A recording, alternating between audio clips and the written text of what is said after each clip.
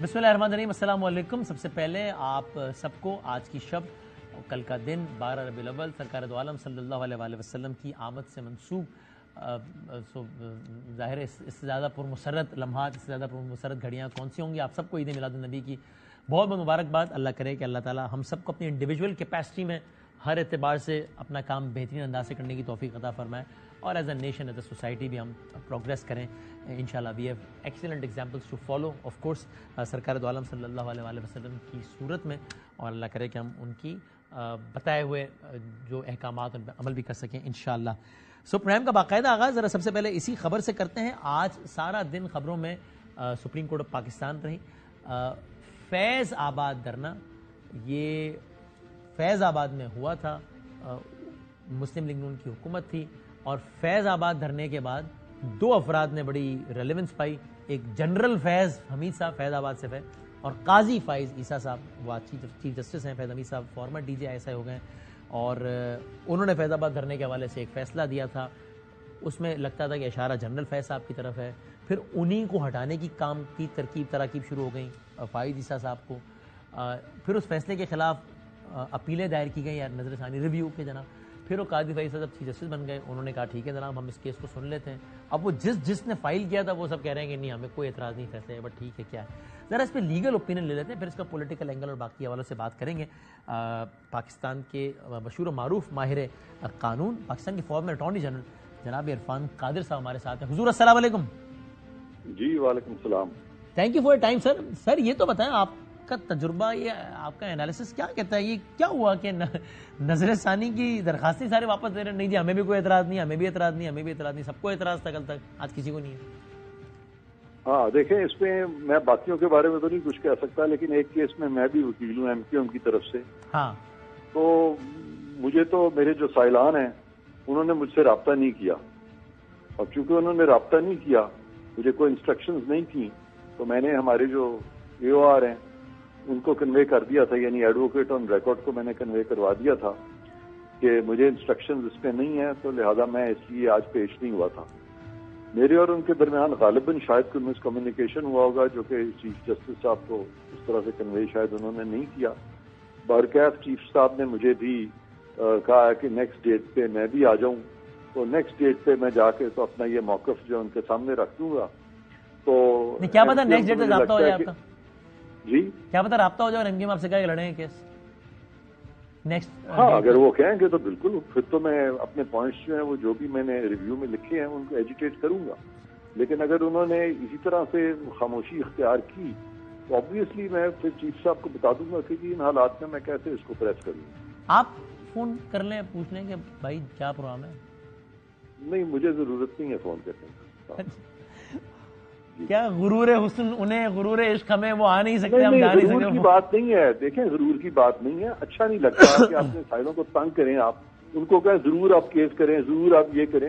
ان کو پتا ہے، سارے پاکستان کو پتا ہے کہ یہ کیسز لگے ہوئے ہیں، تو یہ نہیں ہے کہ ان کو پتا نہیں ہے۔ میں خام خواہ ان کو کیوں میں ان کو تنگ کروں؟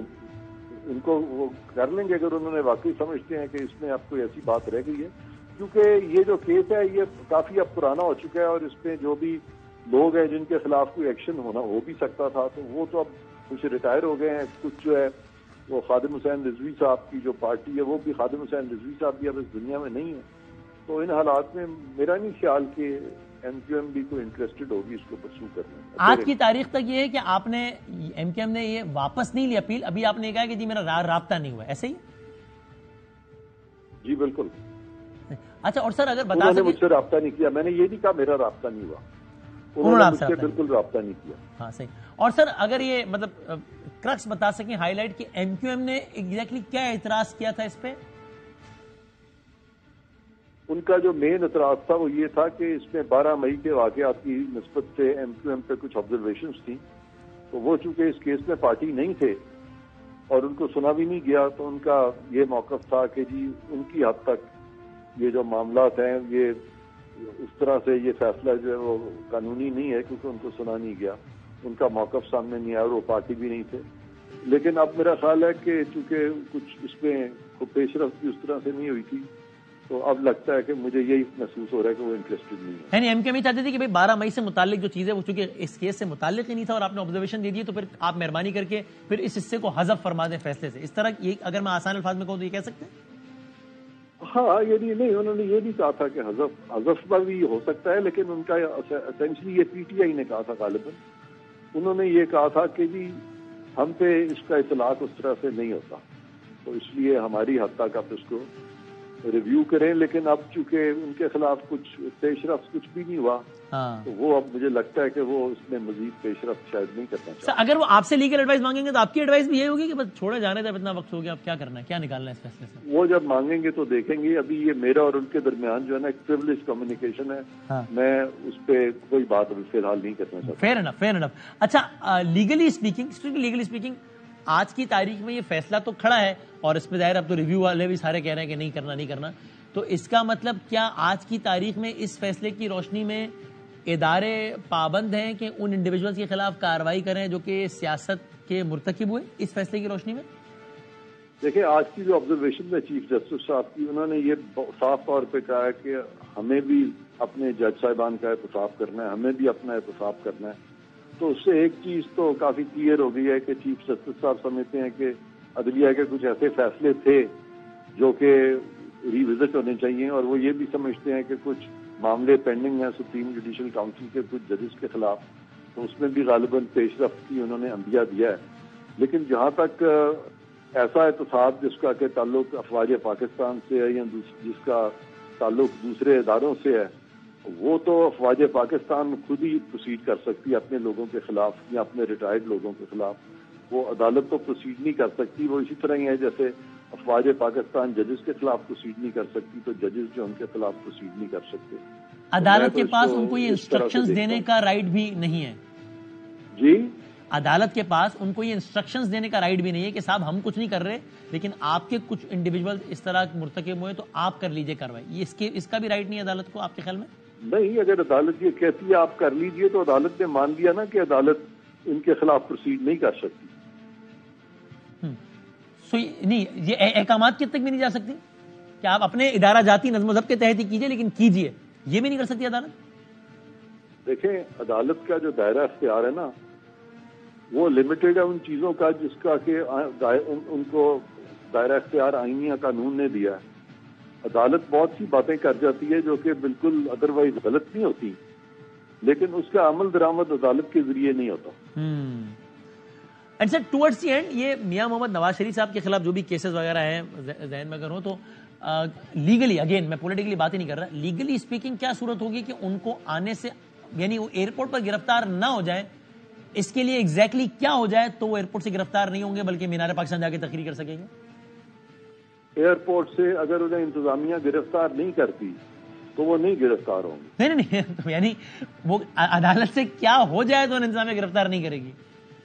نہیں, انتظامیہ کو میں اگر انتظامیہ میں ہوں تو میں نہیں گرفتار کروں گا. میں اگر پرائم منسٹر ہوتا تو میں کہہ دیتا کہ ہم نہیں گرفتار کریں گے. میں اگر چیف منسٹر ہوتا تو کہہ دیتا ہم نہیں گرفتار کریں گے, کیونکہ اگر وہ پاکستان آ رہے ہیں اور وہ اپنے کیسز کو فیس کرنا چاہتے ہیں تو ان کو کرنا چاہیے. ہاں, اگر عدالت سمجھتی ہے تو ان کو گرفتار ہونا چاہیے, عدالت کہہ دے.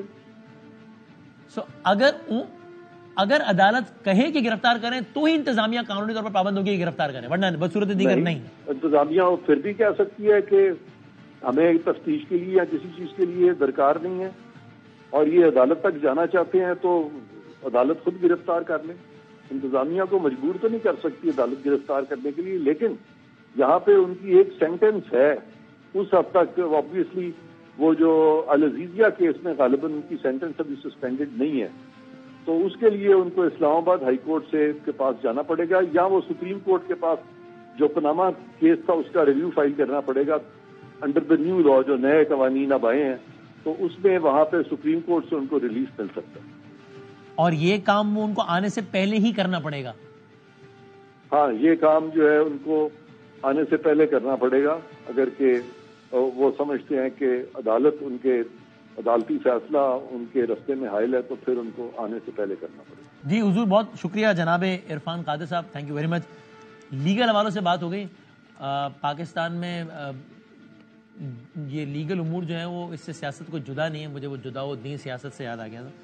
تو تو بہرحال سیاسی منظرنامے میں بہت سارے سوالات ہیں جن کے مثلا یہ کہ 2024 جنوری الیکشن کا مہینہ ہے کہ نہیں ہے، مثلا یہ کہ نواز شریف صاحب کو کیا سوچی کہ انہوں نے احتساب کا بیانیہ ایک دم شروع کر دیا پھر دوبارہ وہ دوڑ لگ گئی، مثلا کہ فیض آباد دھرنا کیس کا پولیٹیکل اینگل کیا ہے، سب تارزن بن رہے تھے کہ ہمیں بھی اس فیصلے میں اعتراض ہے، ہمیں بھی اعتراض ہے، سارے پھر نکل گئے. تو ذرا یہ معصومانہ سوالات لے کے ہم اپنے 2 سینئر اینالسٹ کے پاس جاتے ہیں. میں بہت شکر گزار ہوں جناب فہد حسین صاحب کا، آئی ایم ریئلی تھینکفل. اطہر کاظمی صاحب ہمارے ساتھ ہیں اور ان سے کچھ معصومانہ سوالات کرتے ہیں. فہد صاحب پہلے تو بتائیے، پچھلے دنوں بہت ایک بات چل پڑی نا، او جی ہواؤں کا رخ بدل رہا ہے جی، کچھ تبدیلی آ رہی ہے، کچھ بہتری کا معاملہ ہو رہا ہے. آپ کو لگتا ہے واقعی ایسا کچھ ہے یا یہ کوئی ریزن نہیں ہے اس بات پہ بلیو کرنے کی کہ تحریک انصاف کے حق میں کچھ چیزیں بڑھ رہی ہیں؟ شکریہ وسیم جی. نہیں، میرا نہیں خیال. یہ ہمارے ہاں جو ہے نا وہ چھوٹی سی ایک کوئی خبر آتی ہے، کوئی کو بیان دے دیتا ہے اور اس کے بعد ایک دم جو ہے وہ ہر جنگل کی آگ کی طرح ہر طرف پھیل جاتی ہے. اور ویسے بھی ہمارے ہاں تھوڑا سا باتوں کی کھوج لگانا، اس کی تہہ تک پہنچنے کا جو کلچر ہے انفارچونیٹلی وہی ختم ہو گیا ہے. میرے خیال میں جو اگر آپ جو مکمل طور پر جو ہمارا پولیٹیکل لینڈسکیپ ہے اس پہ اگر نظر ڈالیں اور اس کے اندر جو اس وقت ڈائنامکس ہیں ان پہ نظر ڈالیں تو یہ ناممکن سی بات ہے کہ پاکستان تحریک انصاف کے حوالے سے کوئی فنڈامنٹل چینج آئے جب تک کہ وہ 9 مئی کے واقعات کے اوپر اپنا سٹینڈ مکمل طور پر چینج نہیں کرتے. اگر وہ نہیں کرتے تو مجھے کوئی چینج نظر نہیں آ رہا. باقی ساری چھوٹی موٹی ہلکی پھلکی ڈیٹیلز آتی رہتی ہیں بٹ فنڈامنٹلی مجھے چینج نظر. اور یہاں سٹینڈ چینج کرنے سے مراد آپ کی ہے کہ وہ کہیں کہ جناب یہ ہم نے کیا، غلط کیا، ہم معذرت خواہ ہیں اور جو ذمہ داران ہیں پکڑو سزا دو انہیں، اس طرح کی کوئی چیز؟ دیکھیے نا، بالکل آج تک ابھی بھی اگر آپ کسی بھی پاکستان تحریک انصاف کے لیڈر سے بات کریں تو ان کا موقف یہی ہے کہ جی وہ ہم تو نہیں تھے، وہ تو کوئی لوگ آ گئے تھے، تو یہ آئیں بائیں شے نہیں چلے گا. انہیں ماننا پڑے گا، انہیں کہنا پڑے گا ہم سے غلطی ہوئی ہے اور ہم اس پہ معافی مانگتے ہیں. جب تک یہ نہیں ہوگا کوئی چینج نہیں آئے گا.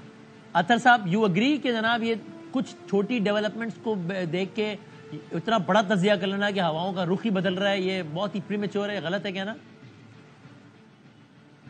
دیکھیں، پچھلے دنوں نواز شریف صاحب نے ایک بیان دیا اور اس کے بعد جس طرح کی ہلچل ہوئی تو بہت سارے لوگوں نے یہ کہنا شروع کر دیا کہ ہواؤں کا رخ تبدیل ہو رہا ہے.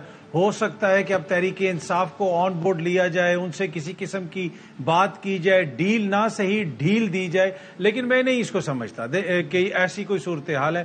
اس وقت اگر نواز شریف صاحب کی، ان کی جماعت کی کوئی انشورنس پالیسی ہے تو وہ تحریک انصاف اور عمران خان صاحب ہیں. وہ اپنے بیانیے کو جس نہج پہ لے کے گئے ہیں، دوسری طرف کوئی آپشن ہی نہیں ہے. تو اس طرح کی کسی چھوٹی موٹی بات سے اگر کوئی یہ سمجھتا ہے کہ خان صاحب کے لیے یا ان کی جماعت کے لیے کوئی نرم گوشہ پیدا ہو جائے گا، مجھے نہیں لگتا. میں بالکل ایگری کرتا ہوں فہد صاحب سے. پاکستان تحریک انصاف کسی صورت میں بھی اس وقت قابل قبول نہیں ہے. کس کو قابل قبول نہیں ہے وہ ایک الگ بحث ہے. ہاں، کیا عوام میں ان کی مقبولیت کم ہو رہی ہے یا عوام میں اگر ایک صاف اینڈ شفاف الیکشنز ہوں گے تو وہ نہیں آ سکتے، اس پہ میرا موقف ڈیفرنٹ ہے. لیکن میں اس چیز سے ایگری کرتا ہوں کہ تحریک انصاف کے لیے اس وقت طاقتور جو حلقے ہیں وہاں پہ ان کے لیے گنجائش کی کوئی صورت مجھے نظر نہیں آتی. رائٹ.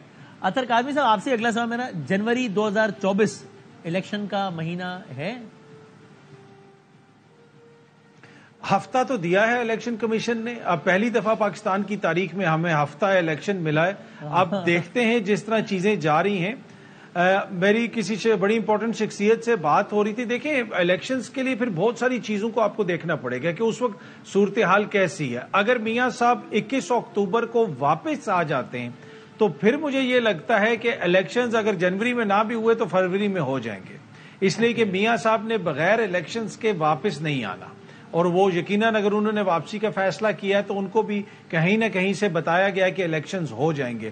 پر جتنی تیزی سے صورتحال تبدیل ہو رہی ہے اور کسی کے بھی وہ سیاسی جو صورتحال ہے وہ کسی کے کنٹرول میں نہیں. آپ جتنا مرضی یہ تاثر قائم کر لیں کہ یہ ختم ہو گیا، وہ پروان چڑھ گیا، وہ نیچے آ گیا، یہاں پہ چیزیں بڑی جٹری ہیں. تو میرے خیال میں جنوری تک بڑا لمبا ٹائم ہے، کچھ بھی ہو سکتا ہے. وہ کہتے ہیں نا سیاست میں ایک ہفتہ ہی بہت ہوتا ہے، پاکستان کی سیاست میں خاص طور پہ. لیکن اطہر صاحب، یعنی آج کی تاریخ میں آپ کو ابھی بھی 100% یقین نہیں ہے اس بات کا کہ نواز شریف صاحب 21 اکتوبر کو لینڈ کر رہے ہیں؟ Not sure.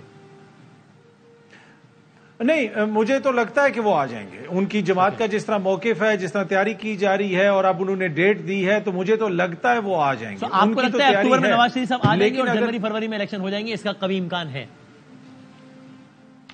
اس کا اس وقت آپ کہہ سکتے ہیں کہ 75% امکان ہے. کریکٹ. یہی بات آپ سے فاض صاحب، اکتوبر نواز شریف صاحب کی واپسی کا، اور جنوری یا چلے فروری، 7-8 دن آگے پیچھے، یہ الیکشن کا مہینہ ہے. اچھا، ایک تو وسیم یہ عجیب حسن اتفاق ہے کہ آج میرا اور اطہر کاظمی صاحب کا تمام تر جو جواب تجزیہ ہے وہ میچ کر رہا ہے.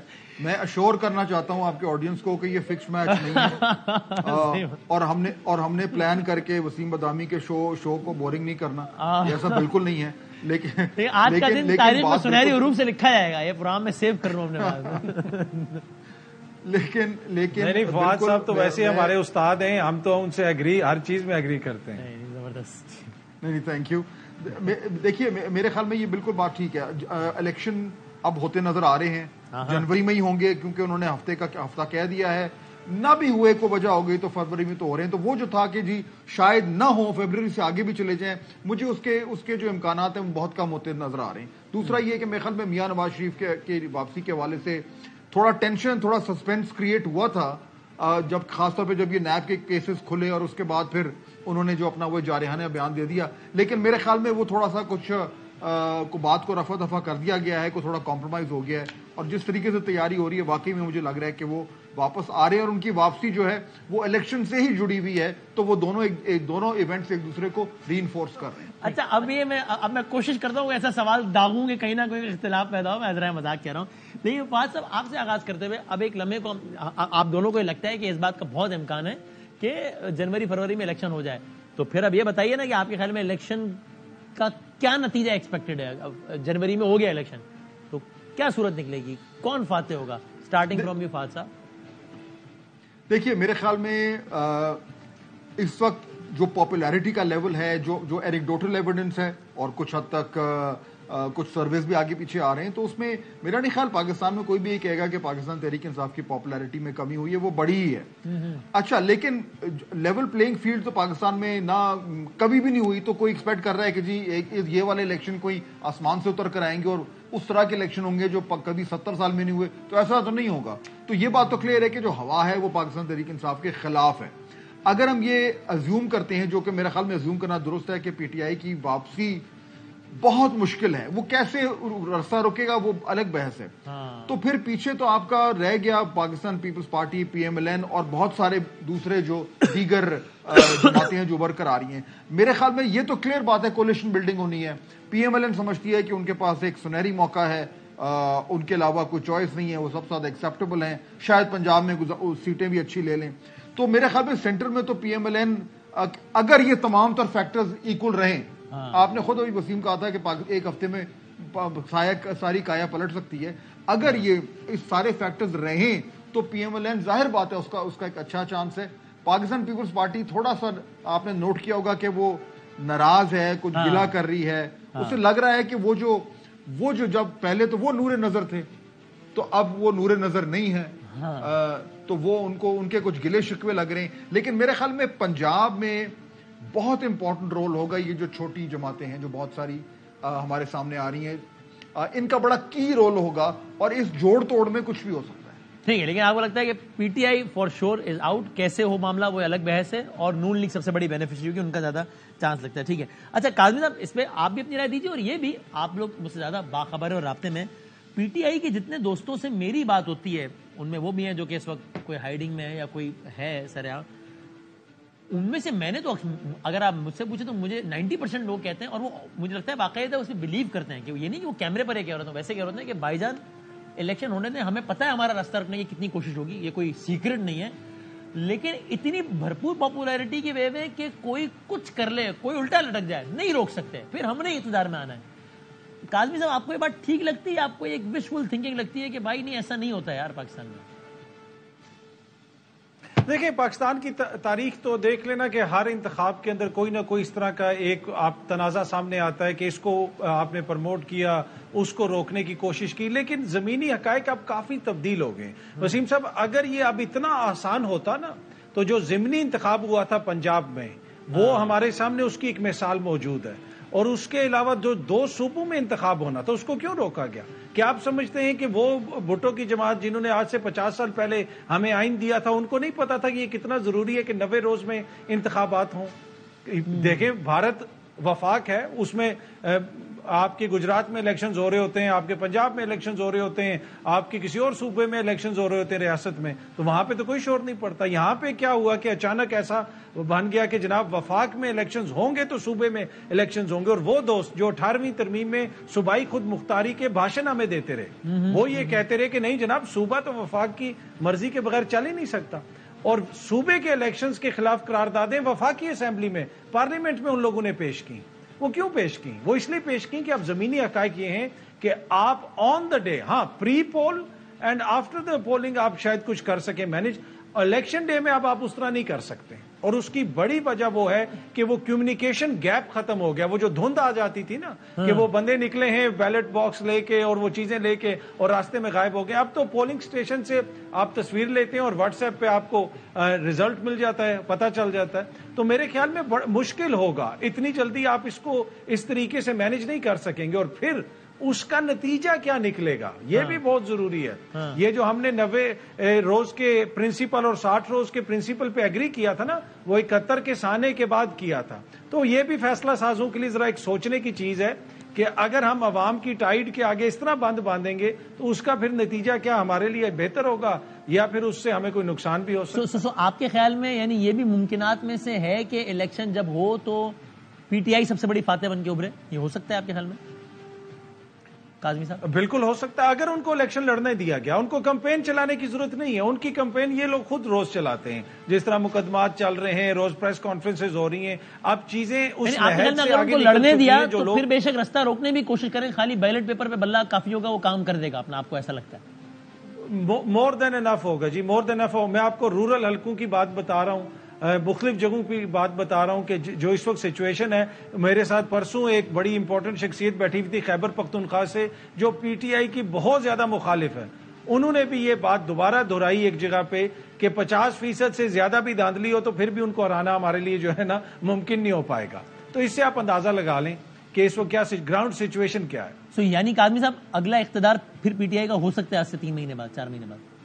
نہیں، اقتدار دیں گے یا نہیں دیں گے یہ الگ بحث ہے. عوام کی ووٹ ان کو ضرور پڑے گا، باقی پھر اس کا وہ کیا حل نکالتے ہیں.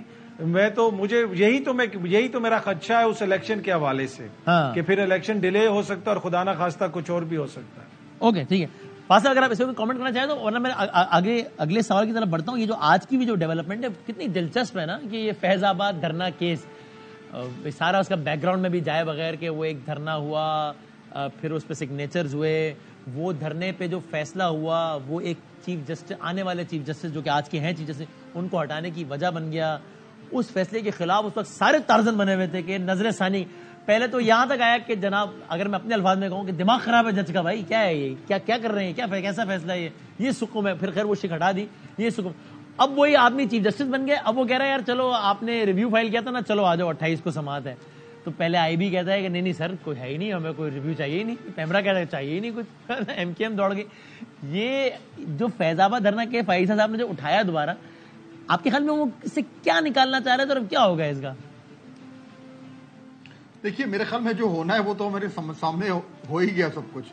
اب تو وہ تو سب لوگ جو ہیں وہ بالکل پیچھے ہٹ گئے. وہ تو چیف جسٹس نے خود کہا کہ ٹھیک ہے میں بھی اس کو بند نہیں کرتا ہوں. میں خیال ہے شاید 1 نومبر کی شاید ڈیٹ دی ہے.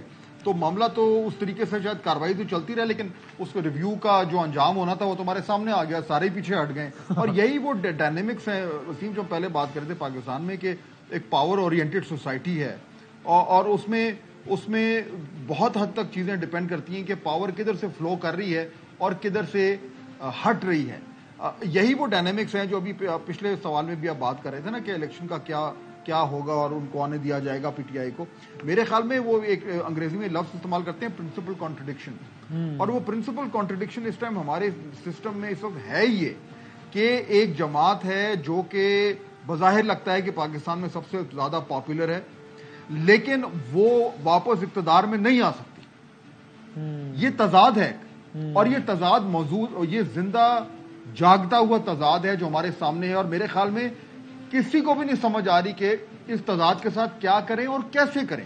تو جب یہ سوال اٹھتا ہے وسیم کہ الیکشن ہوگا تو وہ کیسے ہوگا اور اس کے بعد کیا ہوگا، تو وہ تمام تر یہ جو سوالات ہیں ان کا جو محور ہے وہ یہی تضاد ہے, پرنسپل کانٹرڈکشن ہے. اس کا حل میرے خیال میں کسی کے پاس نہیں ہے اس ٹائم. اینڈ یہ خطرناک چیز ہے جو مجھے نظر آتی ہے اگلے 3-4 مہینے میں, کہ جب اتنے بڑے امپورٹنٹ ایشو کا جس کے ارد گرد ہمارے ملک اور ہماری سیاست کا مستقبل گھوم رہا ہے, اس تضاد کا حل کسی کے پاس نہیں ہے. تو مجھے نہیں سمجھ آ رہی کہ اگلے 3 مہینے میں کیا ہوگا. پھنس گئے ایک جگہ پہ, پھنس گئے. صحیح پھنس گئے. اچھا, اور یہ آخری سوال, یہ فیض آباد میں جو لفظ فیض آتا ہے یہ ابھی تک کسی اہمیت کا حامل ہے؟ فیض آباد ابھی بھی کسی فیض کے لیے مشکلات کا سبب بن سکتا ہے یا نہیں؟ اب ایسا بھی نہیں ہے, بس ٹھیک ہے, ہو گیا. دیکھیے مجھے میرے سے پوچھا. جی میرے خیال میں جو انڈیکیشن ہمیں ابھی تک آ رہی ہے نا, ایک وہ جو آپ ذکر کر رہے ہیں فیض آباد میں فیض کا, وہ ایک ابال آیا تھا کچھ عرصہ پہلے کہ جی بس وہ یہ ہو گیا, ان کے خلاف یہ ہو رہا ہے, وہ ہو رہا ہے.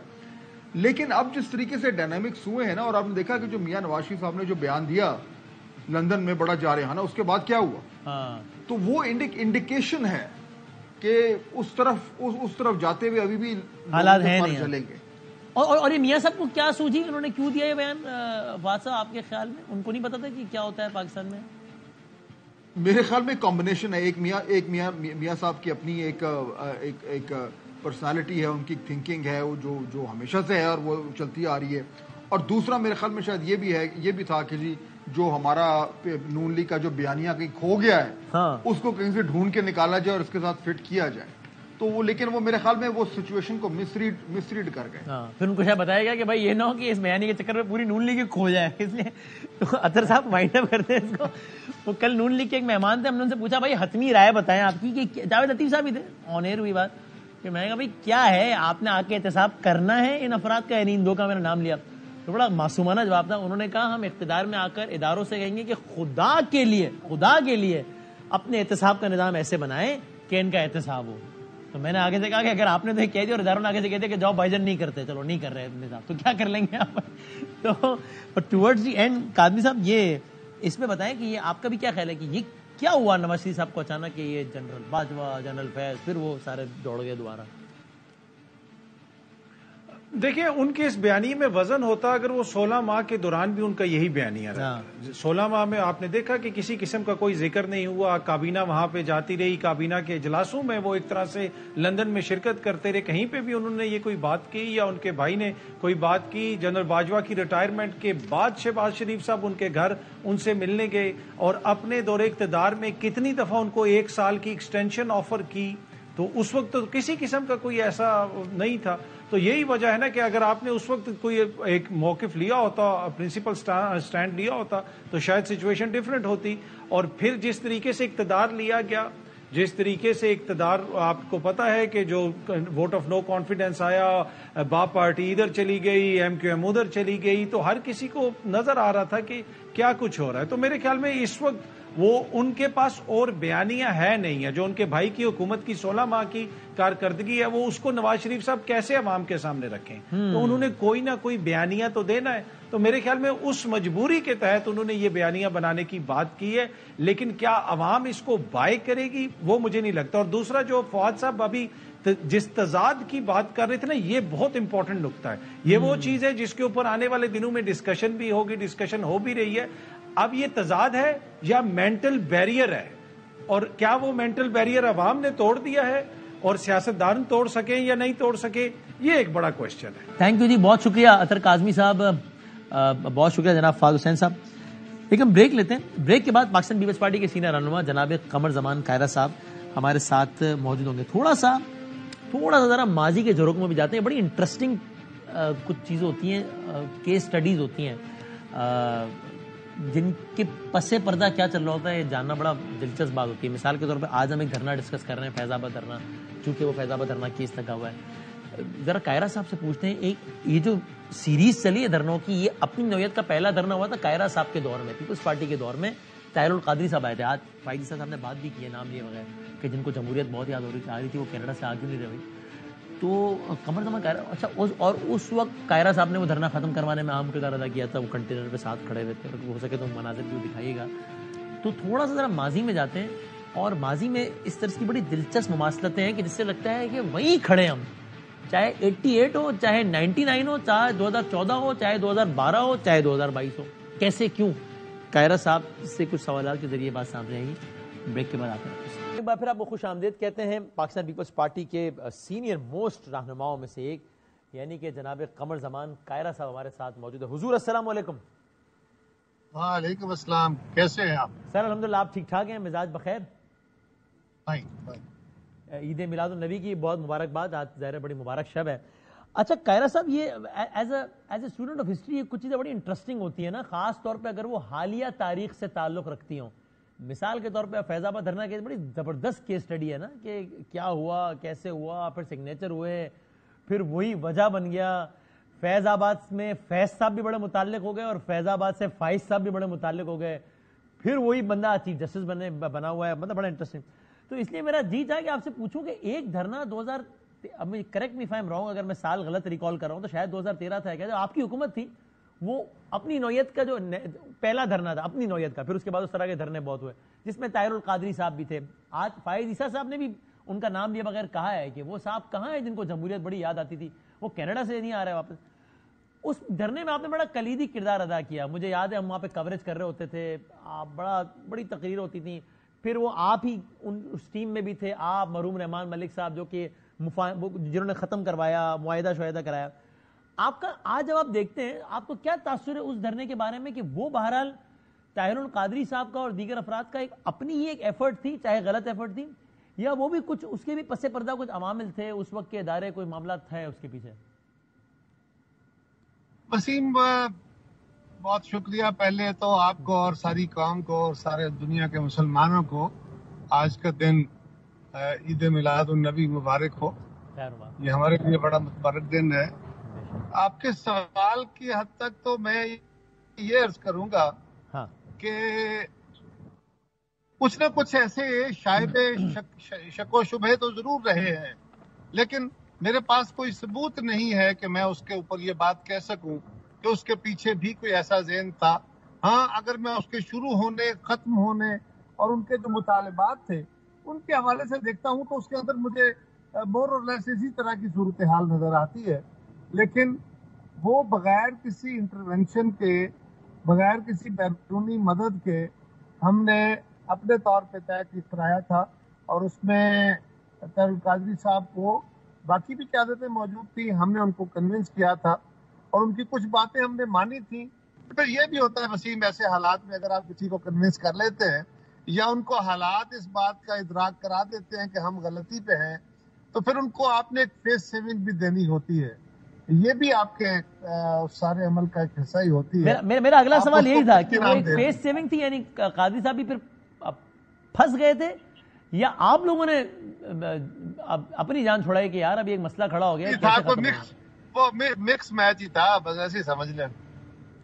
اچھا، 50-50 تھا، تھوڑا ادھر تھوڑا ادھر۔ تلخ باتیں بعد میں کرنے کا مناسب نہیں ہوتا نا، آج میں ان کے بارے میں کوئی نامناسب بات کہوں تو یہ اچھی بات نہیں۔ اچھا، اب یہ فاسٹ فارورڈ کر کے اس کے بعد پھر ایک، جس طرح میں نے کہا وہ اپنی نوعیت کا پہلا دھرنا تھا، پھر ایک ریت چل پڑی دھرنوں کی، یہ فاسٹ فارورڈ ہے نا۔ میں فیض آباد دھرنے پہ آ جاؤں، جو کہ آج بھی بڑا متعلقہ خبر ہے آج کی بھی، تو آپ کو لگتا ہے کہ اس کو بھی ٹیکل اس وقت کی گورنمنٹ نے اس لحاظ سے آئیڈیلی نہیں کیا کہ جس طرح آپ نے کہا کہ وہ جو بھی معاملہ تھا قادری صاحب والا، کم از کم پولیٹیکل فیسز نے تو اس کو ٹیکل کیا نا، کیسے بھی کیا۔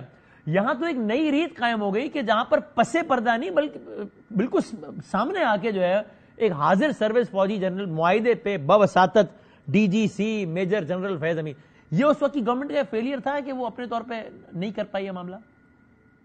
یقیناً آپ اگر کسی وقت ایجنسیوں سے مدد بھی لیں تو آپ کو چاہیے کہ آپ ان کی مدد، جس طرح وہ خفیہ کام کرتے ہیں وہ خفیہ ہی رہے، اس کی اونرشپ، اس کا فیس جو ہے وہ ہمیشہ پولیٹیکل لیڈرشپ کے پاس ہونا چاہیے۔ کسی وقت معاونت کی ضرورت ہوتی ہے تو ضرور ہونی چاہیے، لیکن یہ بات بہرحال ضروری ہے سمجھنی کہ جو کام سیاسی کارکنوں کا، سیاسی جماعتوں کا ہوتا ہے انہی کو کرنا چاہیے، یہ نہ کیا گیا جس کے نتیجے میں یہ ساری صورتحال پیدا ہوئی۔ اور کتنی دلچسپ بات ہے کہ اس وقت کے وزیر اعظم شاہد خاقان عباسی صاحب پرسوں ہمارے پروگرام میں کہہ گئے، وزیر اعظم وہ کہہ گئے بھائی مجھے نہیں پتا، یہ سارا بالا ہی بالا ہو رہا تھا، مجھے نہیں پتا فیض آباد دھرنے میں کیا ہوا، دستخط کا بھی یہ تو مناسب نہیں ہے، پتا تو سب کو تھا کہ کیا ہو رہا ہے اور ان کی اجازت سے ہی تھا، لیکن اس کی لیڈرشپ ان کے پاس نہیں تھی, اس کی اونرشپ ان کے پاس نہیں تھی. ان کو چاہیے تھا, ان کی جماعت کو چاہیے تھا, ان کے پاس بڑے اعلیٰ لوگ موجود ہیں سیاسی طور پہ, تجربہ کار, تحمل مزاج. اس میں بیسیکلی تحمل مزاجی چاہیے, اور تحمل مزاج لوگ مسلم لیگ کے پاس موجود تھے اور ہیں. ان کو چاہیے تھا کہ ان کو آگے پیش کرتے. اور دوسرا یہ ہے کہ پاکستان کی ریاست کو مستقبل کے لیے یہ فیصلہ کرنا ہوگا کہ اس طرح کی دھرنوں کی گنجائش نہیں دی جا سکتی. بھلا کوئی مسلک کے نام پہ دے, کوئی مذہب کے نام پہ دے, کوئی سیاست کے نام پہ دے, اس طرح کے دھرنوں کی اجازت نہیں دی جا سکتی. اچھا, اور کہہ رہے صاحب آج ہم ذرا تھوڑی سی ریسنٹ ہسٹری کی بات کر رہے ہیں تو تھوڑا سا ماضی قریب سے ماضی بعید میں اگر جانے کی اجازت ہے. کبھی کبھی اس طرح کا موضوع چھڑ جاتا ہے تو یہی نہیں لگتا کہ ہم نے وقت گزرنے کے ساتھ ساتھ صرف دائروں کا سفر طے کیا ہے. مثال کے طور پہ فیض آباد دھرنا کیس, جس میں اس وقت کی گورنمنٹ کنونس تھی, یہ سمجھتی تھی کہ اداروں میں سے ہی لوگ اس دھرنے کو استعمال کر رہے ہیں گورنمنٹ کو بلیک میل کرنے کے لیے, پھر بھی انہوں نے اداروں میں سے ایک بندے کو آگے کیا کہ بھائی جان آپ مہربانی کریں اور سر بہت شکریہ آپ نے سائن کروایا, ہماری جان چھڑائی. اب میں بالکل ماضی بعید میں چلا جاؤں, 1986 اپریل 1986 میں بے نظیر صاحبہ آتی ہیں, 88 میں ان کو گورنمنٹ ملتی ہے. گورنمنٹ ان کو نہ دینے کے لیے کتنے جتن کیے جاتے ہیں, پری پول ریگنگ الگ ہوتی ہے, پوسٹ پول ریگنگ الگ ہوتی ہے. اس کے بعد بھی ان کو اس وقت تک منصب نہیں دیا جاتا جب تک اس وقت کے آرمی چیف اسلم بیگ صاحب بے نظیر صاحبہ سے طے نہیں کروا لیتے کہ بی بی آپ یہ دفاع کے معاملے میں بات نہیں کریں گی, آپ خارجہ کے بارے میں بات نہیں کریں گی, یہ وزیر خارجہ تو یہ صاحب ہی ہوں گے. اس کے بعد بھی وہی بے نظیر صاحبہ انہی اسلم بیگ صاحب کو تمغہ جمہوریت سے نوازتی ہیں.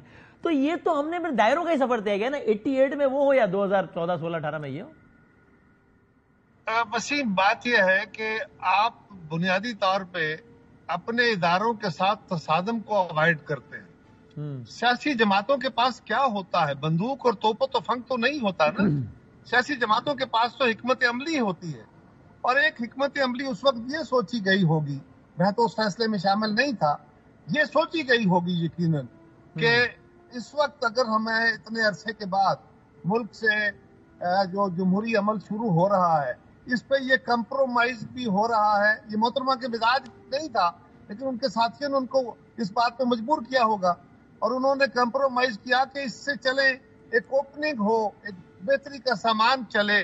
اچھا, اب یہ 88 سے نکل کے آئے 99 پہ, یہ کیا کہ ایک منتخب جمہوری حکومت پہ شب خون مارتا ہے ایک جرنیل, اور اس کو ویلکم کیا جاتا ہے, آؤٹ رائٹلی اس کی مذمت نہیں کی جاتی. بے نظیر صاحبہ کا بی بی سی کا انٹرویو ریکارڈ پر ہے کہ جس میں انہوں نے اس کو یہ نہیں کہا کہ نواز شریف ہمارا بدترین سیاسی مخالف ہے لیکن ہم اس مارشل لاء کی حمایت نہیں کرتے. وہ تو سیدھا مارشل لاء تھا نا.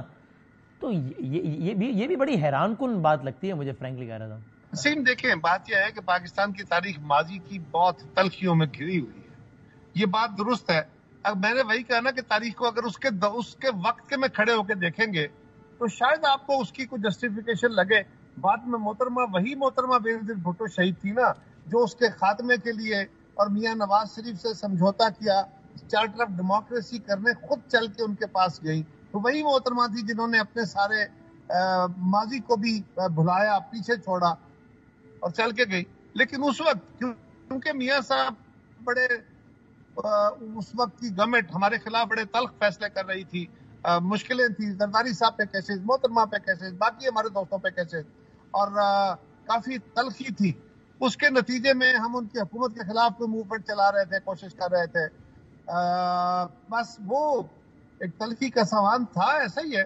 اور اسی تلخی کو ختم کرنے کا, اسی تلخی کے نقصانات ہوئے پاکستان کو, اور محترمہ نے اپنے تجربے سے اور اپنے علم سے اس بات کو سمجھا کہ اب پاکستان میں بھی ہمیں سیاسی برداشت کا مظاہرہ کرنا ہوگا. یہ ماضی کی تلخیوں میں ہی جمہوری نقصان ہوئے ہیں, تبھی وہ COD کرنے گئی. لیکن کہہ رہے تھے, اب دیکھیں نا, بس بات سے بات نکلتی ہے, میں اس کو کنکلوڈ کرتا ہوں اور آگے ایک سوال پوچھ کی زحمت تمام کرتا ہوں آپ کی. لیکن اس کے بعد کیا سبق سیکھا؟ میں ابھی اس پہ نہیں جاتا کہ COD کے بعد ہی الزام تراشی کا سلسلہ شروع ہو گیا, کیونکہ COD میں لکھا تھا کسی غیر جمہوری قوت سے بات نہیں کریں گے. وہاں ابو دھابی کے محلات میں ملاقات شروع ہو گئی تھی, مشرف صاحب اور بے نظیر صاحبہ کی ملاقاتیں ہو رہی تھیں. اس کو بھی چھوڑ دیتا ہوں میں. لیکن میں بالکل فاسٹ فارورڈ کر کے حالیہ تاریخ پہ آ جاتا ہوں. بلوچستان نون لیگ کی گورنمنٹ ہے اور پیپلز پارٹی گراتی ہے وہ گورنمنٹ, اور باپ پارٹی کو لے آتی ہے اور اداروں کی مدد سے لاتی ہے. مصطفیٰ نواز کھوکر صاحب بلاول بھٹو کے ترجمان ہوتے ہیں, اس وقت پارٹی نہیں چھوڑی تھی انہوں نے. وہ کہتے ہیں کہ ہم نے اداروں کے ساتھ مل کے کام کیا اور ہم شرمندہ ہیں, ہم نے اچھا کام نہیں کیا. تو سبق نہیں سیکھ رہا نا پھر ہمارا سیاستدان. جب اس کو موقع ملتا ہے وہ بس اپنے مخالف کے خلاف گیم کر دیتا ہے, وہ اسٹیبلشمنٹ کے ساتھ الائنس بنا کے. وسیم یہ دیکھیں نا, کچھ نہ کچھ یہ عادتیں جو ہوتی ہیں نا, یا جو مجبوریاں ہوتی ہیں, یہ جاتے جاتے عادتیں ختم ہوتی ہیں اور رویے درست ہوتے ہیں. آپ ذرا غور کیجئے, میاں محمد نواز شریف صاحب چارٹر آف ڈیموکریسی کرتے ہیں. یہ بات آپ نے درست کہا کہ ہمیں وہ فیصلہ نہیں کرنا چاہیے تھا, بالکل غلطی تھی. لیکن میاں نواز شریف صاحب ہمارے خلاف چلے جاتے ہیں کالا کوٹ پہن کے, اور جا کے وہ میمو کیس میں, تو بعد میں میاں صاحب کو اس بات کا احساس ہوتا ہے کہ یار میں نے غلطی کی تھی, اور وہ بڑائی کا مظاہرہ کرتے ہیں کہ وہ اپنی غلطی کا اقرار کرتے ہیں کہ مجھ سے وہ غلط ہوا تھا. اس طرح کی غلطیوں کا اقرار کر کے ہی آپ آگے بڑھ سکتے ہیں نا. ہاں, ماضی میں ہم سے غلطیاں ہوئی ہیں, اس میں کوئی دوسری رائے نہیں ہے, اور ہم نے اپنی غلطیوں سے سیکھا بھی ہے. لیکن یہ بھی نہیں ہوتا کہ بندہ ایک دم سارے ہی کام سیدھے سیکھ لیتا ہے یا سارے ہی اس کی غلطیاں دور ہو جاتی ہے. بہت سارے وقت کے ساتھ ساتھ اس کو جو دھکے لگتے ہیں وہ اس کو بہت سارے سبق سکھاتے ہیں. اور آپ کو لگتا ہے پاکستان کی سیاست میں پھر ایک اور پولیٹیکل اینٹی جس نے جنم لیا, پاکستان تحریک انصاف, جس کے سربراہ سلاخوں کے پیچھے ہیں, آپ کا تجزیہ بتائیے. آپ کو لگتا ہے کہ وہ بھی اب بہت جلدی ریئلائز کریں گے کہ یار سیاسی اختلاف دشمنی اپنی جگہ رہنی چاہیے, لیکن اختلاف رہنا چاہیے, اس کو اس حد تک نہیں لے کے جانا چاہیے, اور میں بھی کبھی نہ کبھی اعلی کار ہی بن گیا یار, کبھی یہ اس وقت کی چیز جسٹس کے خلاف کیس کرنے کے لیے, کبھی کرنے کے لیے, اور وہ بھی اس ایجنڈے پر پاکستان کی دو بڑی پارٹیوں کے ساتھ آئیں گے کہ یار واقعی ہمیں ایک حد تک اختلاف کرنا چاہیے لیکن کسی کا اعلی کار نہیں بننا چاہیے. عمران ویسے ایک اور فینامنا ہے. میں عمران خان کی ذات کے خلاف نہیں ہوں, میں ان کے اعمال, ان کے فلسفے کے خلاف ہوں, لیکن عمران کا ایک اور پرابلم بھی ہے.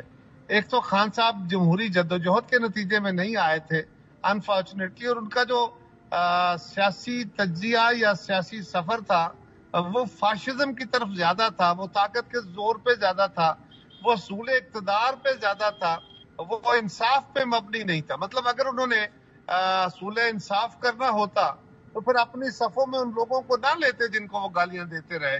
اور بھی بہت ساری مثالیں ہیں, میں اس طرف نہیں جاتا. لیکن خان صاحب کو اللہ کرے وقت بہت سارے دو لوگوں کا استاد ہوتا ہے, لیکن عمران خان ان لوگوں میں ہیں جو اپنی ذات کے سحر میں گم ہوتے ہیں. وہ ایسے لوگ اپنی غلطیاں ذرا کم مانا کرتے ہیں, لیکن بہرحال تاریخ بڑا استاد ہے, اللہ کرے ان کو بھی سبق آ جائے.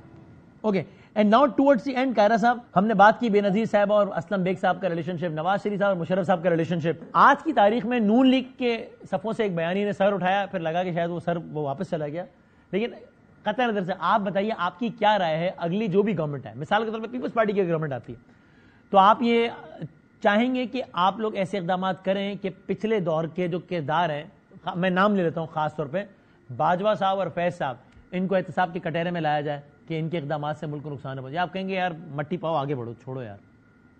دیکھیں مٹی پاؤ سے تو کام نہیں چلے گا. مٹی پاؤ سے تو آپ اپنے جو غلطیاں ہیں ان کو نمایاں نہیں کرتے, اس کا اقرار نہیں کرتے, تو اس کا وہ اقرار کی صورت میں وہ ایک رویہ مکمل بن جاتی ہے جو کہ مناسب نہیں ہے.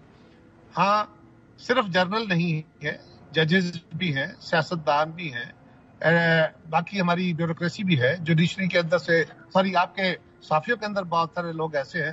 تو ہمیں چاہیے کہ جو محترمہ بینظیر بھٹو شہید نے خواب دیکھ ہمیں بتایا تھا کہ ہمیں ایک ٹروتھ اینڈ ریکنسیلیشن کمیشن بنانا چاہیے. لڑائیوں میں, تلخیوں میں, اداروں کے ساتھ تصادم میں ہم آگے بڑھنے کی پوزیشن میں نہیں ہیں. ہمارے ہاں وہ نظریاتی اور فکری جماعتیں نہیں ہیں جو سماج کو کسی جڑت میں باندھتے ہیں. ہم پاور پالیٹکس کے اندر سیاست کرتے ہیں. یہاں پہ ہمیں لیے ضروری یہی ہے کہ ماضی کا اقرار کیا جائے, اپنی غلطیوں کا اقرار کیا جائے, اس کی معافی مانگی جائے, اور آگے بڑھنے کے لیے طے کیا جائے کہ اب جو غلطی کرے گا باقی سارے اس کے خلاف کھڑے ہوں گے. جناب بہت شکریہ قمر زمان کائرہ صاحب, تھینک یو ویری مچ سر. ہم ایک بریک کے بعد کنکلوڈ کرتے ہیں. جاتے جاتے ابھی بھی جب آپ یہ پروگرام کا ریکارڈڈ نشریہ دیکھ رہے ہیں تب آپ براہ راست نشریات آج کی شب کے عنوان سے دیکھ رہے ہوں گے. ظاہر ہے سرکار دو عالم صلی اللہ علیہ وآلہ وسلم کی آمد سے منسوب یہ شب, اس سے زیادہ خوشی کے لمحات کیا ہوں گے. جس سہانی گھڑی چمکا طیبہ کا چاند, اس دل افروز ساتھ پہ لاکھوں سلام. میں گزارش کروں گا اس پلیٹ فارم سے کہ بڑی پولرائزیشن ہے, بڑے اوپینینز آمنے سامنے کھڑے ہیں, جس میں کوئی حرج نہیں ہے, لیکن معاملہ جو ہے وہ بہت آگے بڑھ گیا ہے انفارچونیٹلی, اختلافات اور وہ بڑا کچھ. میں اس پلیٹ فارم سے کہوں گا کہ اگر ہمارے کبھی کسی رائے سے, کسی بات سے اگر کسی بھی سامع کی کسی حوالے سے کچھ لازاری ہوئی ہو, تو میں آج کے اس شب کے صدقے میں جو کہ سرکار دو عالم کی آمد سے منسوب ہے, ویسے بھی جب عید یا خوشی کے دن ہوتے ہیں تو دل صاف کر دینے چاہیے, تو میں سب سے گزارش کروں گا کہ ہمیں معاف فرمائیے گا اگر ایسا کوئی عمل ہوا ہو, اور اللہ تعالیٰ, ہم کوشش اپنی پوری کرتے ہیں, اللہ تعالیٰ ہمیں صحیح انداز سے یہ کام کرنے کی توفیق عطا فرمائے انشاءاللہ. اللہ حافظ و ناصر.